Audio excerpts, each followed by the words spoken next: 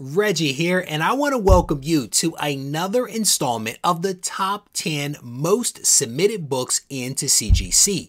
We are specifically going to be looking at those books that were submitted in the month of February.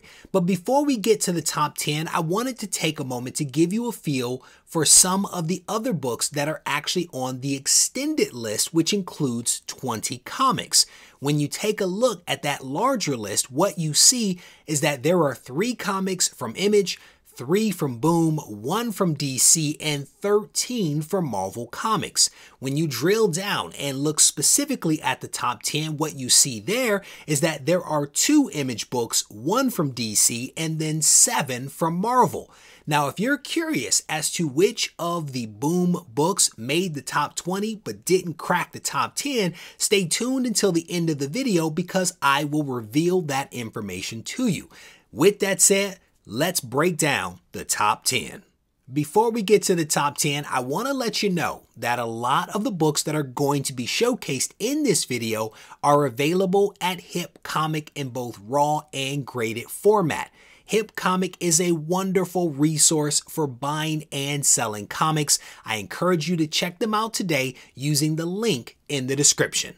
Number 10 on the list is Venom Lethal Protector issue number 1. And potentially this book is about to start its slide off of the top 10 and potentially off of the list as a whole. When we dig into the data, what we see is that from last month to this month, the total number of copies on the census increased by more than 563. More than 100 of those copies landed at a 9.8, which are the most abundant grade on the census. Last month, this book was actually performing well against the 1-year average, but that actually changed this month. The 30-day average has dropped from $178 to $162, and the FMV, or the fair market value, likewise has dropped from $200 to $160. If values continue to drop, you could see fewer submissions into CGC, especially as the margin between the value of 9.6 graded books and lower edge closer to the actual cost of grading.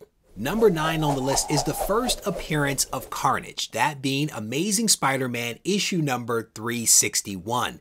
In previous months, we've seen some softening in the value of this comic, and that continues this month, especially when you look at the 1-year value compared to the 30-day average.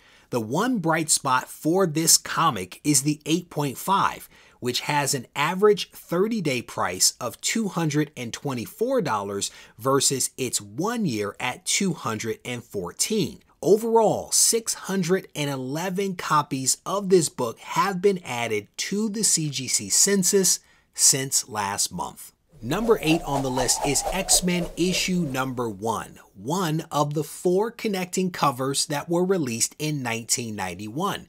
As I've mentioned in previous videos, the data doesn't allow me to see which of the 4 covers is actually being submitted in, so I'm going to try to represent some data around all 4 of the covers. When specifically looking at the Magneto cover, this book has an FMV of $110, which is down from $120 last month. With that said, the 30-day average has actually increased from 125 to 142. The other 3 covers all have 30-day averages that are less than the Magneto cover. The Wolverine cover has a 30-day average of $141 versus Gambit at $125 and Storm at $87. As mentioned previously, this book was abundantly printed back in the day. It is the best-selling comic of all time with, I believe, 8.1 million copies across the 4 covers. So this book is out there, and it is easy to pick up. But if you have an opportunity to snag one of the newsstand copies, that might be your best bet because it appears that this book is much harder to find as a newsstand. And when you look at the values, it's night and day. Specifically, the Magneto comic actually goes for about $300 versus, again, an FMV of $110 for the direct at a 9.8. Number 7 on the list is Nice House on the Lake from DC, and technically this is also the only DC book to make the list yet again. The data around this comic is a little confusing, but I believe that it's the third print variant that is being submitted. This book has seen its value decrease from the upper 200s to $168 in early March. Number 6 on the list is Moon Knight issue number 1, the first appearance of Bushman and also the origin of Moon Knight, released in 1980. From December to January, the census count for this book increased by 400 copies. And from January to February, we are seeing an additional 500 comics. Unlike the previous months, the sales performance, however, isn't as strong as the submissions. When we look at the performance of a 9.8 all the way down to a 9.2, we can see an increase from the 1 year to the 90-day, but the 30-day average is lower at every single grade. We potentially will see this trend, this downward trend, actually change. And I say that because at the end of this month, we are going to get the release of the Moon Knight series on Disney+, and people are really excited about this. But with this release, we could actually see increased demand. And as a result of increased demand, we could actually see value increases for this comic as well.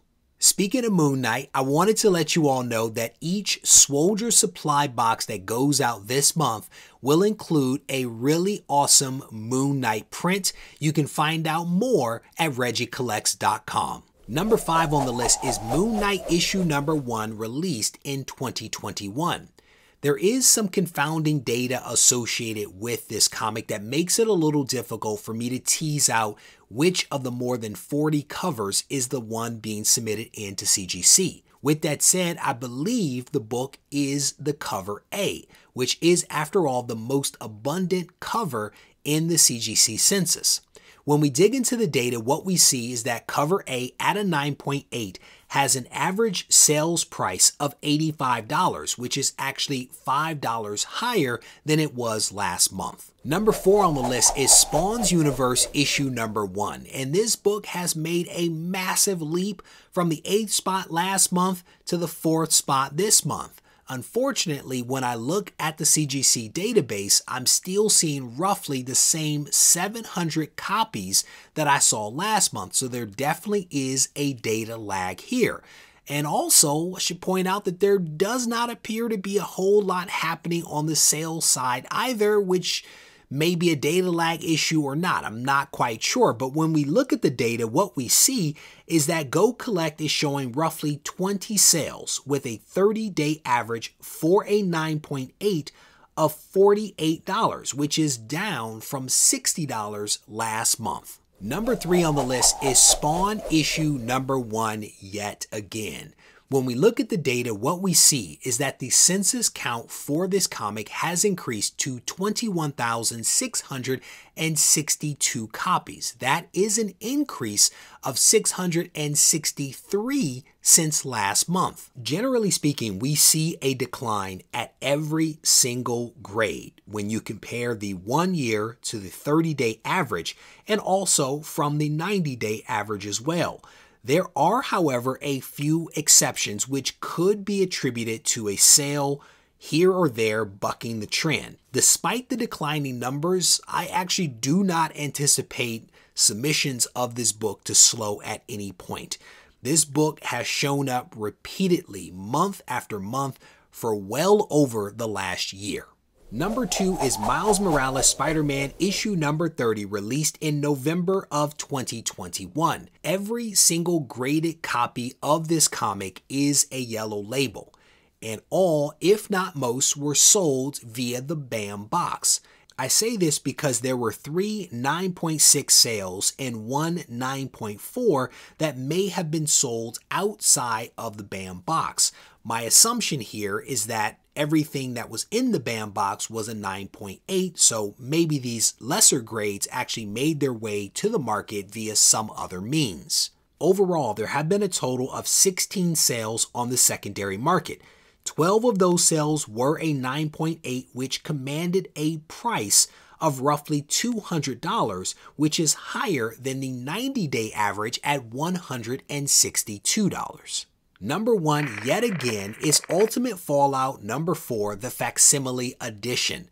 Like other books on the list, we are seeing value price erosions with this comic as well. When we dig into the data, what we see is that a 9.8 has a 30-day average price of $70, which is down from $76 just last month. This month alone, this book has sold anywhere from $32 to $82 in auction. So there's definitely a value price swing that is continuing to be seen with this comic. So you might be wondering, what were the 3 boom books that made the top 20 but didn't crack the top 10? Well, wonder no more, because I'm about to tell you exactly what those books are.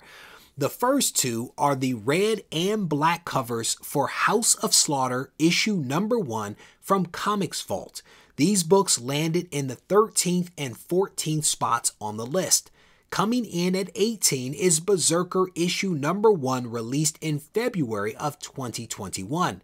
For the last few months, Berserker has taken up residency in the 20th spot on the list, but has moved up a few spots as submissions for ASM 252 and X-Men 266 have begun to slip. As I wrap up here, I want to give you a reminder that many of the books that are showcased in this video are available at Hip Comic in both raw and graded formats. There is a link in the description. I encourage you to check them out if there's something that you want to pick up.